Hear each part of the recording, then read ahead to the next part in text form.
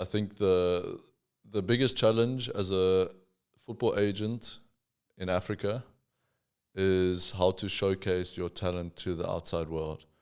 So a lot of the kind of answers that one has met with is where we need some good footage of these players, understandably so. And it's like, how do we get good footage of players who, it's not even a field really. They're playing on sand and there's no nets. And so, those are the kind of circumstances you are in.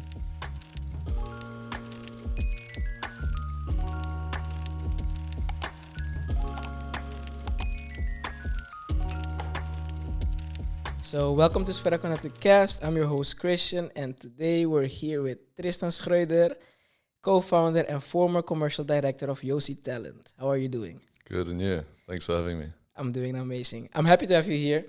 Actually, it's very funny how everything started, right? From a LinkedIn message I sent a year and a half ago. That was when I was still working at A6. Now we both work at Nike. We've had a lot of interesting conversations about the football world and wanted to have you on the podcast, and very happy that you're here now. So I will start with a very basic question. Like, who is Tristan Schröder? Yeah, no, awesome. And it's great to be here. I think ironically, this is probably the most challenging question of the day to answer comprehensively.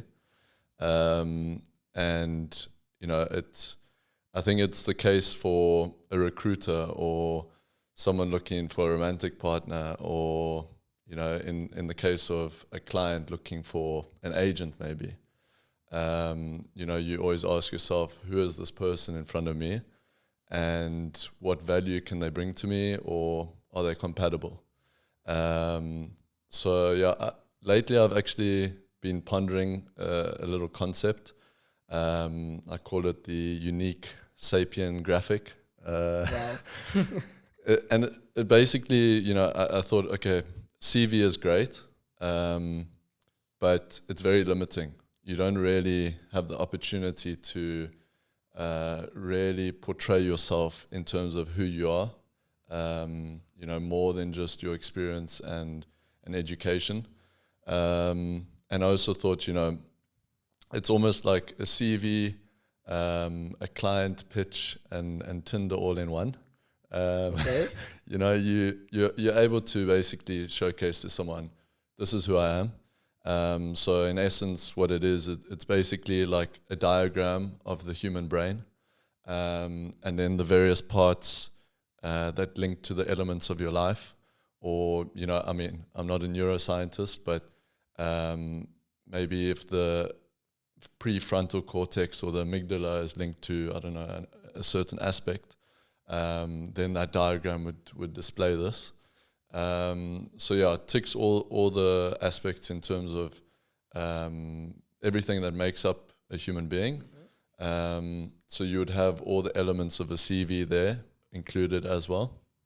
But then you would have maybe, what's your purpose, what drives you, your values, your moral compass, your role models, and that kind of thing.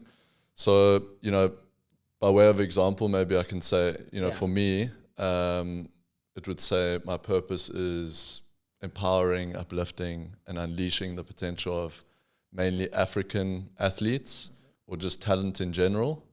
My role models, probably say Naval Ravikant. I'm not too sure if you know him, but he's one who's come into my kind of mind in the last year or two.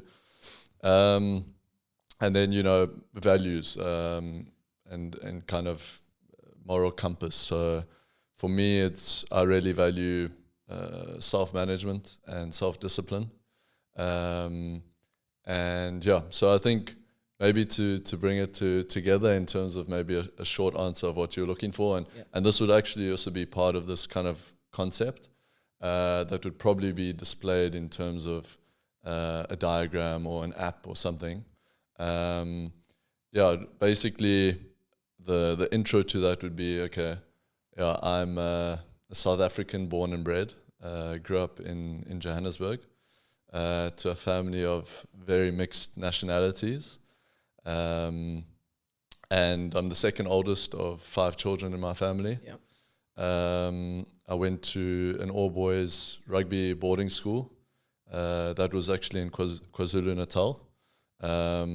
So yeah, then moving on to after school, I went to the University of Pretoria and I studied law and business there. And then after that, I went to Gibbs Business School, which is in Johannesburg.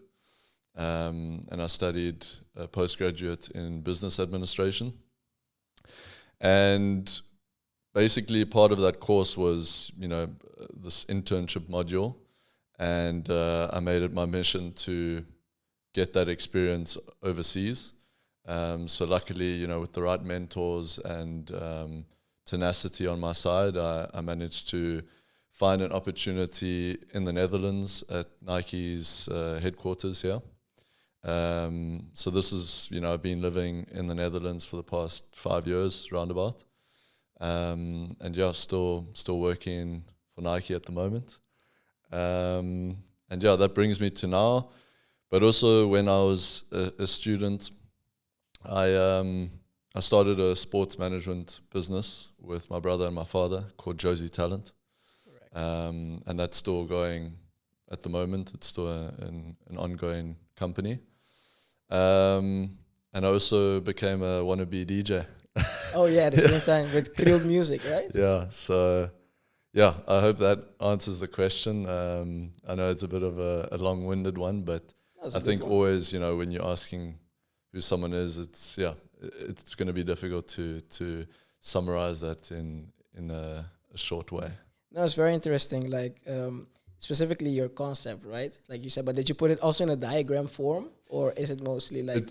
It's more an idea, and I would love to actually run with it. I'd like to build an app, partner with some people and build an app, because I think it could really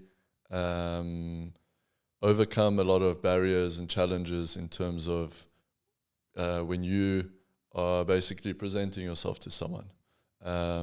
It's more than just the CV, really. But obviously, it can be, you can see how much you want to run with it. And at the moment, I'm focused on some other things. Yeah, so definitely. Yeah, I'll maybe park it to one side, but it's probably something that I will try to leverage in my own business. But just going back to the concept, because I thought it's very interesting, right? So if you have, let's say, the diagram, would you then adapt specific values to then different people? Like if you are going on a date, for example, and then you want to, Yeah, so basically, I'll just show everything who I am. Yeah. So I'd say, these are my influences, these are my hobbies. Sport is at the center of my life, really. So yeah, it's basically just a way to say, look, this is who I am. Is this going to be compatible? Let's see your diagram. From the start, right? Yeah. Definitely. No, that's very interesting. And as you mentioned, right, growing up in the world of football and sports, was there any specific role model you already mentioned, or influences that you had in your life that inspired you to follow specifically the path of football and sports? I think before you've mentioned David Beckham and Nelson Mandela, but also your father. Yeah, 100%. So it's funny, I've just finished watching that, I don't know if you've seen it, the David Beckham documentary on Netflix. Not yet. It's very cool. But David Beckham was actually my first kind of hero or role model, and he's the reason why I started supporting Man United. Unfortunately, it's tough times at the moment, but those were the glory days, and I really looked up to him. I thought he was a great character and obviously fantastic footballer. And his autobiography was the first book I ever read, back to front on my own accord. So yeah, I really looked up to him, and I used to go into like the barber and say, take the book with me and show the page with all his haircuts, and I'd be like, I want this one today. So yeah, it was quite funny. But yeah, he's really been a good role model for me. I think, you know, obviously he's a great footballer and has gone on to achieve so much more. And I think he also has a good balance in terms of his family life and that kind of thing. So yeah, he was one. And then obviously growing up in South Africa, Nelson Mandela, you know, I can't say enough words to do the man justice. Yeah. But yeah, I mean, he united our nation in ways that you almost can't believe, through sport. And he really saw the value in it. And yeah, it's something that you know, resonates with me a lot. Unfortunately, you know, the man's not around anymore, but it's guys like this who we can really aspire to. And then, yeah, I mean, you mentioned my father.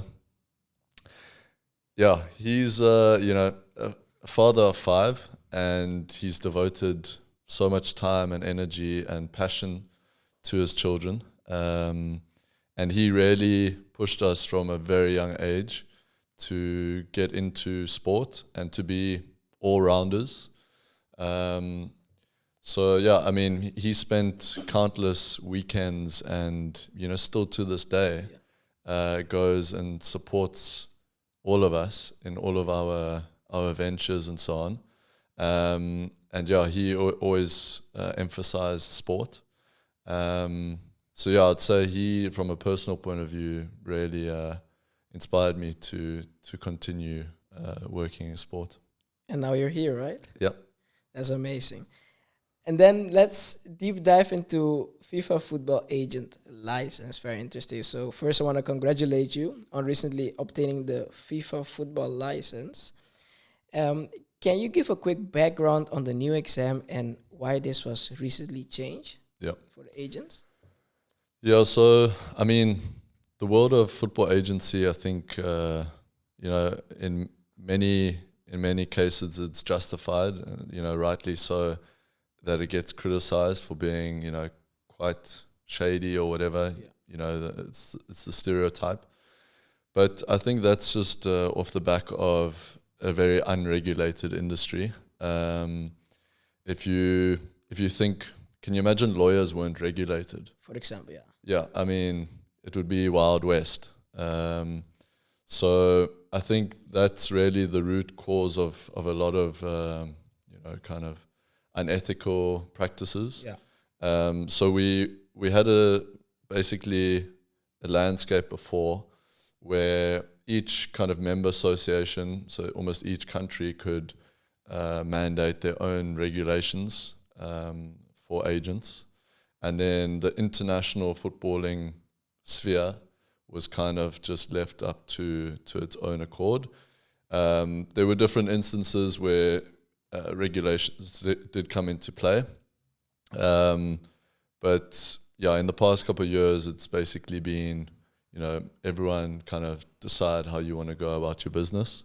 So it went from this unregulated landscape, and they're just trying to regulate it now and ensure that there's, you know, a minimum standard of practice across the industry and knowledge, so that you actually have people doing the work that, you know, they qualified for. So Correct. yeah, that's kind of the status quo on and like why their motivation on why they implemented these regulations. I think it's very good, right? Yeah. Because there has been a lot of players that have been mismanaged by their agents. And have you seen it closely happening? I mean, mainly stories. Yeah, mainly stories. You know, you hear a lot of negativity, but personally, yeah, from first hand, not really. Actually, my experience has been quite the opposite. Yeah. I've had a very positive experience in the industry. So, yeah, I guess maybe I've been lucky up until now, or I haven't really experienced that much. But yeah, I guess we'll see. Time will tell. Yeah, no, definitely. And I've heard that the exam is pretty tough. Mm-hmm. Can you share the process and the preparation you've done to pass the exam? Yeah. So, for me, it's been an ambition to become a sports agent since probably high school days. Yeah. Basically, when I realized, okay, I can never be a professional sportsman myself. I think most of us come to that realization at some point. I had the same, man. Yeah, I mean, all of us, right? So yeah, I think it was kind of like at that point where, okay, I realized this is reality, but I still want to work in sport. Mm-hmm. And then, the likes of like Jerry Maguire, all these famous kind of movies and so on. And I was like, yeah, that's the right thing for me. So that's actually why I went and studied law. Yeah. It was either to become a sports lawyer or sports agent. Also, this was planned a long time ago. It was already kind of planned, I'd say, probably from the age of like 14. Wow. Yeah.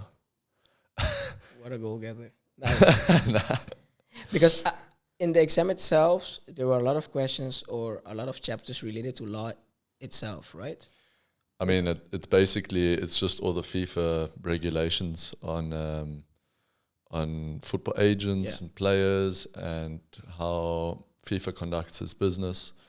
So yeah, that was really the thinking on why to study law and also business, because that almost then ticks the boxes. Okay, if I know the business side and I know law, all I need to improve, I guess, not all, but the aspect that I need to kind of get to grips with would be actually the technical, football or rugby aspect. Yeah. So yeah, that's why I studied law. And then I'd say when it comes to actually preparing for the exam itself, so luckily enough, I was invited to the Football Agent and Business Summit last year, November. And that was hosted by Dr. Erkut Sogut and Daniel G and Jamie Khan. So they were generous enough to host me there. And they spoke a lot about the upcoming regulations because it was well known that these regulations were coming. And then, so the regulations, I think, were announced in December last year. And then the first sitting of the exam was this year, April. Mm-hmm. I decided not to write in the first cohort because I just wanted to kind of see the lay of the land. So I used that time basically since April to start studying. And then I'd say probably like the month leading up to the exam itself, which was 20th of September, so just a couple of weeks ago. I probably spent a month really like every day just grafting for that. And in that final week, probably more like 6 hours, the whole day spent preparing for that exam. And still I came away thinking I could have easily failed. But were you doing like a lot of online exams, like test exams as well? Yeah, so I think I did so many practice exams that almost it gave me a false impression, because then in the exam itself, all of these questions I was unfamiliar with, and it was almost the direction of the questions had changed. And I was preparing by doing all these practice questions, I was preparing for almost other routes. Yeah. But yeah, it's behind me. Amazing. Now you have it. Yeah, that's awesome. The exam itself was 20 questions, right? 20 multiple choice questions, all application based. But yeah, unfortunately, it's not. I wouldn't say it's as practical as it could be, because it's almost like your driving license. It's almost designed in many ways to trick you out. Yeah. So you have to be very alert and almost say, okay, well. Yeah. Yeah. Interesting. And then in terms of the price, right? We were discussing this earlier. From information what I saw online, I thought it was around 600 euros, but you explained to me it's different. Yeah. Across countries, right? Yeah, so to actually write the exam, it's because you write it at a member association in a specific country. So I wrote mine through the KNVB. Yeah, here in Netherlands. Yeah. So each member association is allowed to charge pretty much what they like to host the writing of the exam. So yeah, here it wasn't that exorbitant, but then in other associations it was quite pricey. I think in the US it was quite costly. So that's just to write the exam, and then when if you pass, the annual kind of license fee is $600. Yeah, Annual. annual. I mean, so you have to have or many players or a big player in order to break even, right? Yeah. If you have one successful player, it can cover those costs. So, but obviously not great that you start on the back foot in terms of financially. But and again, equal access and all of that. It would be nice if those who don't have the means can still Definitely. write it. So it would be nice if it was free, but I guess that's life. Yeah. No, interesting. And what are the most significant, the new FIFA regulations that have been recently implemented? So the licensing process itself, Yeah. and the fact that you have to write an exam, and there's a whole kind of what's called this continuous professional development. It's kind of like a course, and you have to acquire a certain number of credits each year to continue to be eligible. Yeah. Makes it harder, eh? Yeah, but again, it's great because you keep on top of the changing regulations, and I don't think it's too crazy. It's maybe like 15 hours per year. So there's that element. Then they introduce some commission caps. So beforehand, kind of like the industry norm was that you could charge commissions up to like 10%. And that's been lowered to 3 and 5%, depends in different situations, or 10% if you're representing a club, a selling club, that is. So there's commission caps. There's also a restriction on more than dual representation. So in any transaction, you're only allowed to represent a maximum of 2 parties, and that can only be the player and the buying club. Yeah. Because they're trying to basically avoid conflicts of interest. A good example is Mino Raiola.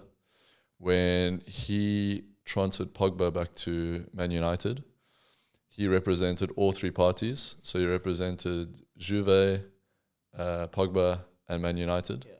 And in that deal, I think his commissions were something like 70 million of one deal. And obviously you can't, in that case, like represent the best interests of Juve and United and Pogba all at once. So they're trying to avoid those kind of situations. What's another aspect? I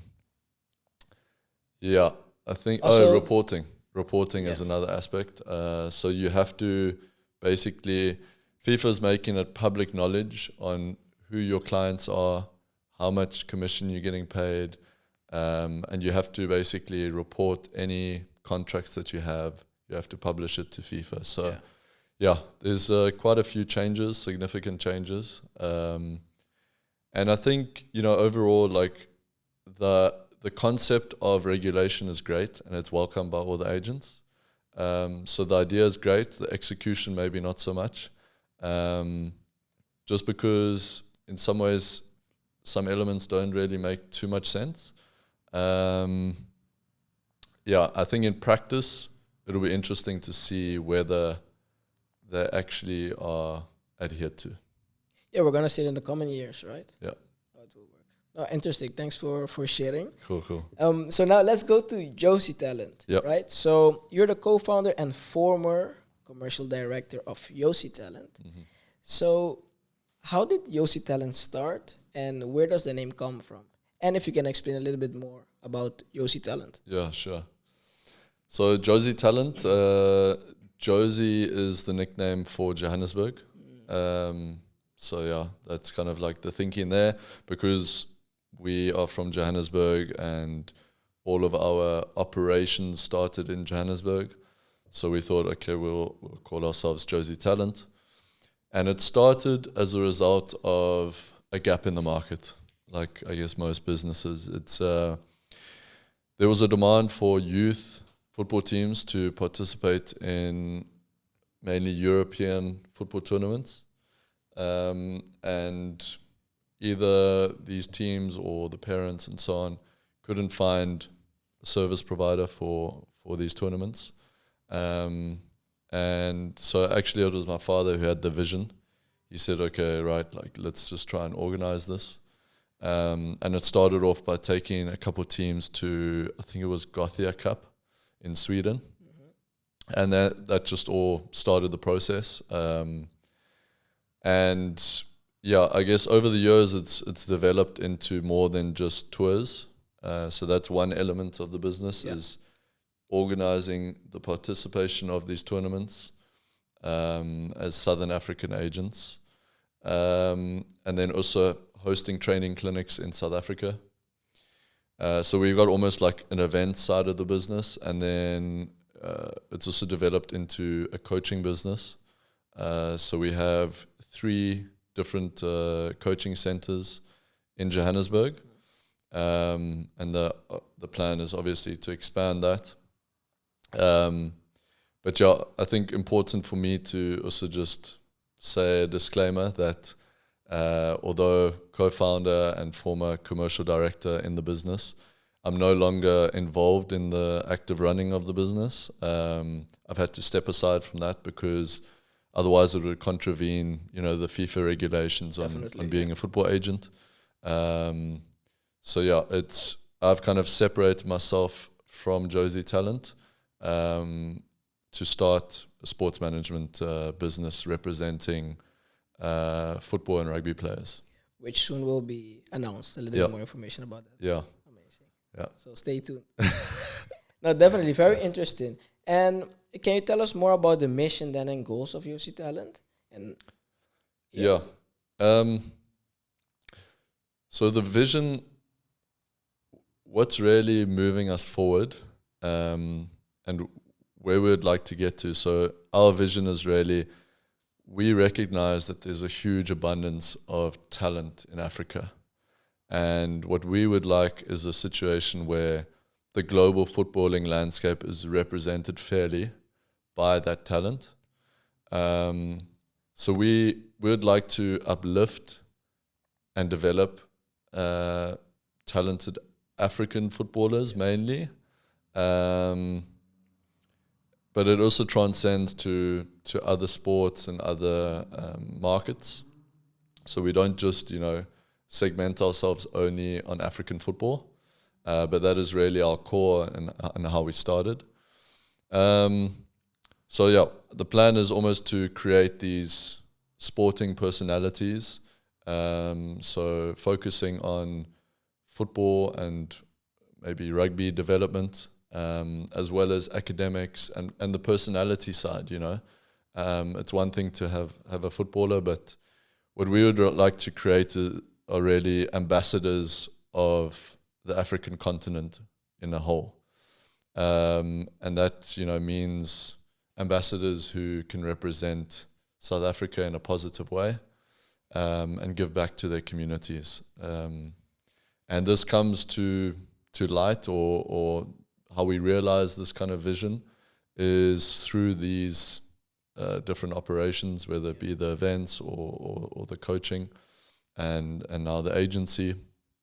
So yeah, that's really kind of the vision and mission and whole kind of push of Jozi Talent. But since it's based in South Africa, specifically, do you also have, let's say, kids from outside of South Africa, from other maybe African countries also joining? Yeah, exactly. We would like to get more involved in other African markets. We've mainly been involved in South Africa, but we also have worked with players from Botswana or Zambia. One of our players has played for Zambia under 17. So yeah, we do have those cases as well where it's not just South Africans. No, amazing. And success stories. Yeah. Of maybe a player, Jozi Talent, that your team has helped achieve their dreams of moving to Europe. Mm-hmm. Yeah, give an example. Yeah, I think probably the one that still kind of stands out in our minds is the first player who managed to move over to Germany, because one of our key USPs is our link to Germany and the German footballing market. Yeah. So there is a player called Boipelo Mashiko, and he was born and raised in South Africa, and basically managed to make that move through the facilitation of Jozi Talent, moved to Germany, and now so he's had some great moments playing there, and now he's playing at Unterhaching. So they're a Bavarian club who've just recently been promoted to Bundesliga 3. Okay. So yeah, I'd say he's like really, because he was the first player, and he's also had some great achievements while being there. He's probably the one that still stands out for us. Did he move by himself or with his parents? So yeah, I mean, it was mainly like from an academic standpoint. Yeah. So there's an academy in Germany that there's obviously tons of academies based there, but he joined an academy there, and was able to move on from that academy to a pro club. Amazing. And then looking at the future of Jozi Talent, you were mentioning that, of course, it's based in South Africa. There might be plans of moving to other African countries. But are there more specific plans about the expansion at this moment that you could share? Yeah, definitely.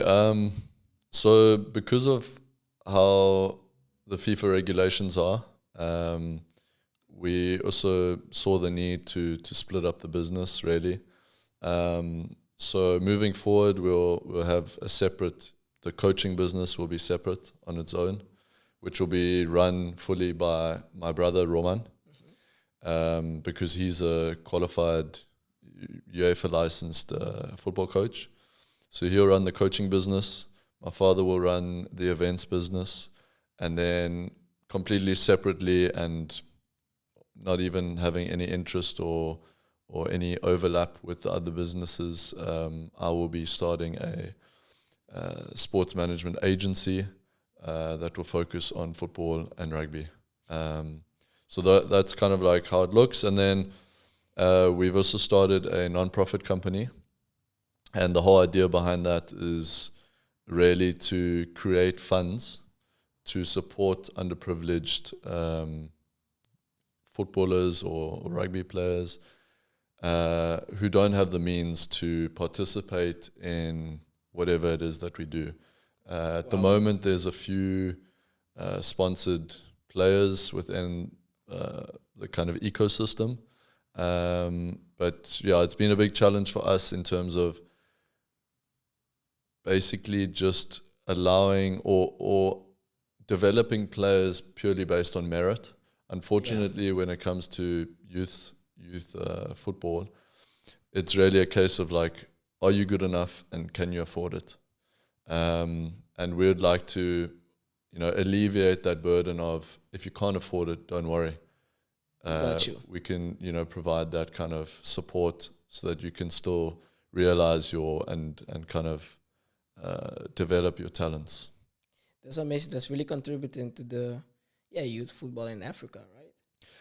I mean, that's a plan. Let's see. We've got a lot of work to do for sure. It will come. Just then, now more talking about the football in Africa. What are the challenges and opportunities do you see in African football, and in terms of infrastructure, coaching, and let's say talent development specifically? I think the biggest challenge for African football really comes down to the socio-economic challenges. In my opinion, if you take an African athlete at the age of 8, and you compare him with his European counterpart of the same age, Yeah. in my opinion, or my money would be on the African athlete to develop and to outplay the European counterpart. But then what happens is, so like let's say at that age, maybe they are even, or maybe the African athlete is of a superior quality. But what happens is that in some cases, and most cases, unfortunately, the African athlete doesn't get the right nutrition. You know, they are at home, they are not able to get 3 balanced meals per day. They are faced with transport issues. They don't have the education. The infrastructure isn't there. The coaching is of an inferior quality to what you get maybe in Europe. Yeah. So what happens is, as the years go by, that kind of scale starts to tip more and more. And then, it goes completely in favor of, and I refer to Europe, but that's just an example. It might be the case in other markets as well. But that scale starts to tip, and then, it's not really an even playing ground. So I'd say socioeconomic issues is the big one. For sure, corruption and mismanagement. I mean, globally, no matter what market you're in, it's an issue. But I think more so in African football. And I'd say those are really the 2 key ones. In terms of opportunities, I think, if you look at like kind of the trends, population globally, I know that there's a lot of talk about population collapse and aging populations, whereas Africa has the lowest average age of its population. And I think in years to come, it's forecasted that those kind of markets outside of Africa are going to look to outsource their labor force from Africa. So when it comes to sport, I think, it presents a huge opportunity. You have a young talent pool. And we can look to nurture those talents on whether it be home soil or abroad. And hopefully achieve that vision that we spoke about. Definitely. And just at your last point, it's indeed, according to Statista, that it says that Africa has the youngest population in the world, and that 25 countries with the lowest median age in Africa are also the countries with the lowest median age worldwide. So in 2023, the median age in Niger, for example, was 14.9 years. Wow, yeah. That's crazy, right? Median. And obviously, that speaks to a lot of other issues that they face. It's not all because of a positive reason. Obviously people are dying at younger ages there. But again, most of the population are of a younger age. So, presents a big opportunity, I think. But talking about the talent in Africa, definitely, because if we look, was it last year, the top 3 players, I think, or in the top 5 players, you had Mo Salah and Mane. And Aubameyang. Aubameyang, yeah. Was it three or 4, maybe even 5 seasons? Times go fast. Where, all 3, I think all 3 were tied for Golden Boot in the Premier League, right? For example, but also worldwide for, I think, the Ballon d'Or, there was a point that, or at least in the top 5, you had Mane and Salah. Yeah. Which I think they went to Europe at a pretty early age, young. And then you see they were right on time, let's say, to continue with their developing. Yeah. Maybe if they would have gotten there later, they will then behind and never got the opportunity to become like world class as they are today. But amazing. Yeah, it's pretty crazy. Definitely. No, but if we then look, for example, the development of African football, I remember we were discussing about the grassroots football in Africa. There was this company that we discussed about, right? And yeah, you can say also the name and also what they specifically do, Mm-hmm. how they're kind of changing and really pushing the sports forward, not only Yeah. in football, but also across different sports. Yeah. Yeah. And I think it addresses, some of the issues that maybe we've spoken about, or I think the biggest challenge as a football agent in Africa is how to showcase your talent to the outside world. So a lot of the kind of answers that one is met with is where we need some good footage of these players, understandably so. And it's like, how do we get good footage of players who, it's not even a field really. They're playing on sand and there's no nets. And so, yeah, those are the kind of circumstances you are in. And so how do you showcase the talent that's on display there? And so this company, SuperSport Schools, they have completely revolutionized the whole grassroots game. And not just in football, it goes across so many different sports. And so basically what they've done is they've set up one camera at fields, whether it be at clubs or at schools. And these, I think, leveraging AI, these cameras film all the games, and it's all live on a platform for free. And obviously there's a lot of data that gets generated through this. But yeah, a big unlock for the talent, as well as those people operating businesses that are centered around sports. Definitely. Is now we actually have footage that we can utilize for free, we can clip for free, and we can share that with the rest of the world and say, look, this is the talent we have on offer. So I think it can completely change the game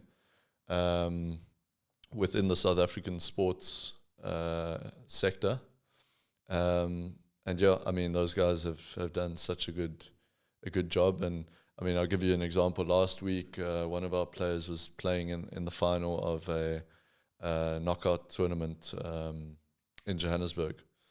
Was this was high under 17. It was at club level. club level? Okay. But yeah, I mean, I sat in my living room in Amsterdam and I watched him play. And there was even commentary. Usually there isn't commentary, but there was even a commentator. And you know what that can do in terms of scouting players and just uplifting that sort of talent pool is phenomenal. So yeah, it's a game changer, and Definitely. yeah, big shout out to them. I mean, they're doing like incredible work there. So yeah. Yeah, I mean, I can also give kind of a quick example with this. Like back when I was playing football in Curacao, small island. Not all the games were being filmed. Mostly the games filmed were from the first division, like the senior team in men's. But youth, no. And I remember playing against so many good players that probably had opportunity, but never were able to have kind of a professional, footage to then share with scouts or with clubs, because I know professional clubs, they want to see first, right? Yep. Before they get interested. So yeah, this is changing not only in Africa, I would say then worldwide, right? The opportunities for more players that normally would not have an opportunity if their footage wasn't created. Yeah. I think it is like fairly common practice in Europe. I know that a lot of academies have it, but again, if you look at other markets like Curacao or Africa, it's a complete game changer. So yeah, it's a big help. Amazing, perfect. So let's then move to Nike and sports marketing. So you have been working for over 5 years at Nike, and now you're in sports marketing. Probably one of the toughest roles to get in because so many people want to be there. So working in sports marketing must be fascinating. Can you tell us about your roles and responsibilities in the world of sports marketing and how it connects to your passion for football and rugby, actually? Yeah. So again, I think if I go back, what's the purpose of me being at Nike and in sports marketing? Again, to achieve that long-term ambition. The vision was, let me go to the company that is most well known for sports as a brand and sports marketing. Probably is Nike. So, that was the thinking, and to get a lot of skills and learn a lot about the kind of endorsement and sponsorship industry. And so sports marketing is really about scouting and signing talent and building relationships and everything that goes around actually getting them to sign, managing those relationships and so on. And then it's also about serving their needs. And the organization is split like that. So it's like scout and sign and serve. And so, I've been in various roles. But the role that I'm in currently is the football and kind of rugby team. I've kind of made it rugby myself because of my passion for it, So initially it wasn't part of your role at all? Technically, no, because rugby is, because it's an American brand and so on, it's not really a focus for Nike. So I've kind of had to carve it out myself. And just by default, because Nike don't produce rugby boots, the rugby players who are sponsored by Nike wear our football boots. So, I kind of just implemented and put a lot of attention and focus because of my passion for rugby. I kind of integrated it into my role. Basically in a nutshell, what I do is I manage all of the football boots for football and rugby players, for all the sponsored players in Europe, Middle East, and Africa. So we do end-to-end supply chain, a forecast on our portfolio of players, and we work out what we really need for any given season. And then we also manage all the logistics processes up from start to finish. So ensuring that all the players have the right quantity of boots, the right boots at the right time. That's basically in layman's terms how I can explain it. And I've had some great experiences, and I've been able to meet some very inspiring athletes and so on. It's been a great experience and fortunate to be in there. And as I alluded to before, it was also thanks to a lot of people who helped me get there. I don't think anyone is really a self-starter or self-made. I think is the term that people refer to. Self-made millionaires. Self-made it's just not a thing. It's not possible, because somewhere along the line someone helped you in some way. Whether it was a teacher or a parent. Luckily I had some great mentors on my side to get to that sort of role. Sorry, I'm ranting a bit. No, it's nice, it's nice. I just wanted to let you talk, and it's very interesting, everything you said. And then what advice would you give, to individuals aspiring to pursue the same career in sports marketing within Nike? So generally, I think I'm usually a little bit reluctant to give people advice, because I know that it's not ever going to be tailored to someone's needs, and what works for me or what might work for you may look different for someone else. But in saying that, to get to in that kind of role, I'd say, like, first and foremost, you you need to have like a really clear vision and understand, okay, like who are you and what is your long-term goal? Where do you want to get to? And once you have figured that out, then I think it's about, okay, this is who I am and this is what I can do. This is the value I can bring to an organization. So yeah, you really have to sell yourself. And once you do get the opportunity and get your foot in the door, I think you have to be very smart with the moves you make. And, you know, it's got to serve that long-term goal, that end goal. And yeah, I think you got to be really clear because, you know, before you know it, it could be a couple of years down the line, and maybe you haven't really followed your long-term goal. Or if you go in blind and you just say, okay, I'm here for the vibes, you know, it's like, that's great, but a couple of years can pass before you know it, and then it's like, okay, well, what's the there's almost isn't a clear direction here. So yeah, it's almost like it's just being really like Conscious knowing, also, and knowing like where you're going. Good one. Thanks. Cool. But not advice, just my own experience. Yeah, sounds good. Yeah. Perfect, interesting. And then we leave Nike behind. We go to interesting football experiences.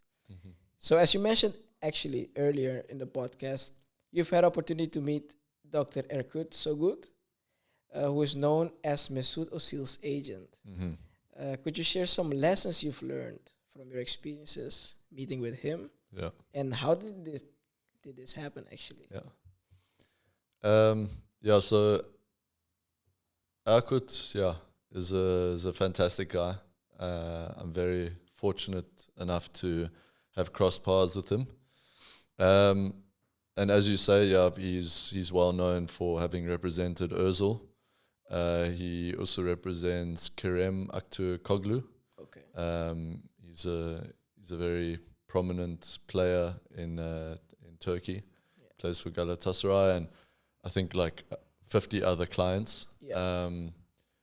So yeah, he's really achieved a lot of great things in terms of being a football agent. But I know from speaking with him, his real ambition and his mission or purpose is to educate other agents and also the outside world about football agents, and try and, you know, bring positivity into the industry. And yeah, the work that he is doing together with Daniel G and Jamie Khan and all the guys at the Erkut Sogut Academy, they're doing phenomenal work. And it's really, really good to have guys like this who are super, you know, ethical and value-driven. And just set a really good example for everyone else in the industry and create communities. So yeah, they continue to do great work, and we are super lucky to have them. And they've been super generous to me as well. So yeah, I'm very grateful to them. Because the first time you met him was last year in November? In London? Yeah, so how I met him was similar to how I met you on LinkedIn. Oh, okay. Yeah, I mean, I'm actually, I wouldn't say obsessed, but I do love LinkedIn. I think it's like a undervalued platform. Definitely. And yeah, it's very powerful in terms of the reach and the engagement and so on. If we can just avoid all the cringy posts from there, then it would be great. And I've also I saw yesterday that there's apparently an increase in the amount of like unnecessary and it's almost content. And it's almost like becoming a little bit like Facebook. So at least like from what I see, it's still good and serves its purpose. I mean, it depends who you follow, right, as well. Exactly. Oh, I mean, you're also like the people that your network follow, because the reach is very high. If you like something or comment, your network is gonna see it. Yeah, again, so I guess it depends on who you rub shoulders with. So we met really well. I say we kind of met on LinkedIn, but how I actually got to hear about Erkut was I wanted to educate myself on the world of football agency. And Erkut has written a number of books, one being a guide on how to become a football agent. So I read his book, and afterwards I wanted to engage with him. So yeah, I think I found him on LinkedIn, connected, we chatted a little bit, and I think just, the relationship kind of started from there. And as I say, they've been super inviting and welcoming and generous to me. And I know that the case is the same for so many others. So yeah, almost can't sing their praises enough. Amazing. Great. I think that's, would you say one of your favorite moments in football would be also meeting? Yeah, I mean, it's almost difficult to try and think of all your favorite moments, but meeting guys like that is great. It builds a bigger picture for you and a bigger understanding of the industry and the players within it. So definitely been great getting to know those guys. I think if you ask, there's probably, in terms of footballing moments and experiences, I guess there's no better experience I could think of than the opening game of the 2010 World Cup. As a South African, Shabalala, Vuvuzelas going. It was nice. Loud, huh? The Vuvuzelas. Yeah, but it's great. I know people hate on it.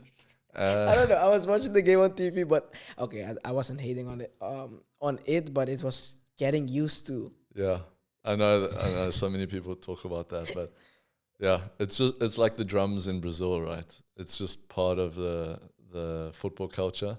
Yeah. And it's quite fun blowing a vuvuzela. It just makes a big noise, and a lot of people are very talented at the kind of sounds you can make from there.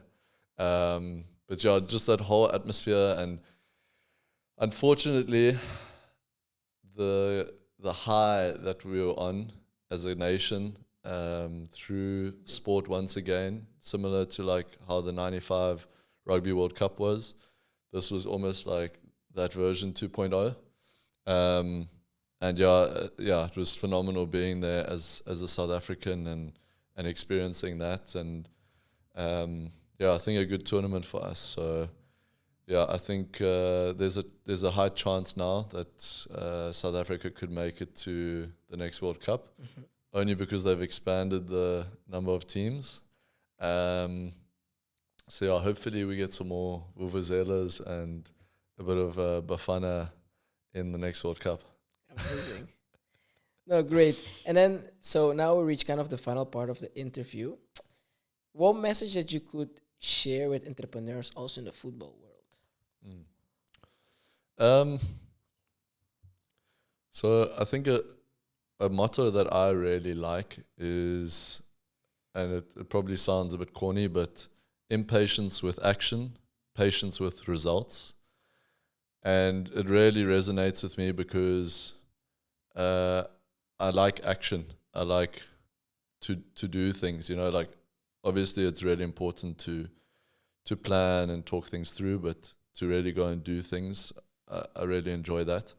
And I think it can't be more, it can't almost resonate more true in the world of entrepreneurship.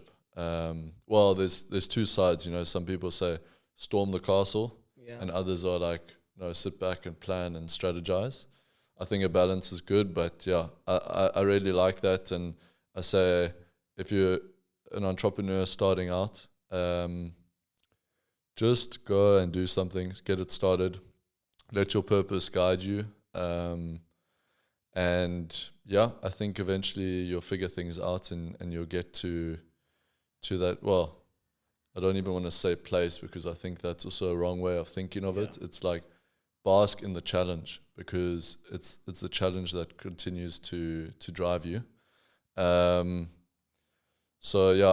really like how I'm trying to embody it. It's like really just just go out and do your thing. Let the purpose guide you, and you will achieve great things. That's kind of like what I'm thinking.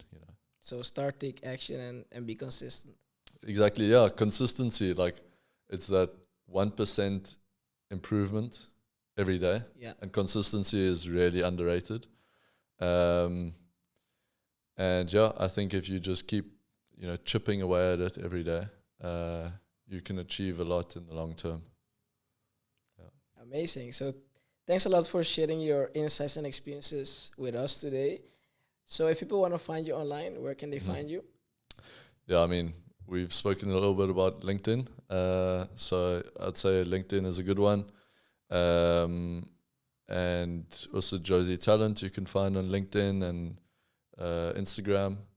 And then I'll also be announcing shortly the launch of the sports management business, the agency. So yeah, that I'll just communicate probably on my own channels. Yeah. So yeah, probably good if you want to connect just over on LinkedIn. And yeah, I don't really have a big fan base or anything, so it's not like all these famous podcasters who can say follow my YouTube or something. It's not yet, but it will be there. Yeah, no, just LinkedIn for now, I guess. Perfect. Sounds good. All right, thanks a lot. Thanks a lot, man. Thanks. Really appreciate it. This has been awesome.